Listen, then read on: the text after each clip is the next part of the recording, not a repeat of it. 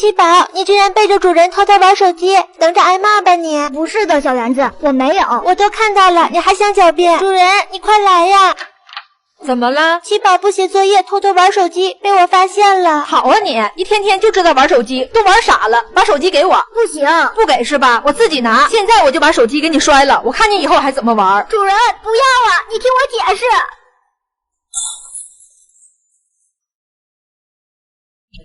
我没有在玩手机，我只是想再听一听奶奶的声音。奶奶，你是不是生病了呀？奶奶很快就要离开这里，去天堂了。奶奶，你能不能不要走？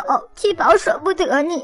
七宝乖，拿着这个手机，里面有奶奶的声音，以后想奶奶的时候就拿出来听一听。奶奶，我好想你。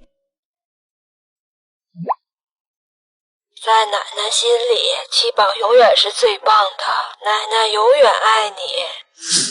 我很想奶奶，可是我再也见不到她了，只能听听奶奶的声音。可是现在手机坏了，我再也听不见奶奶的声音了。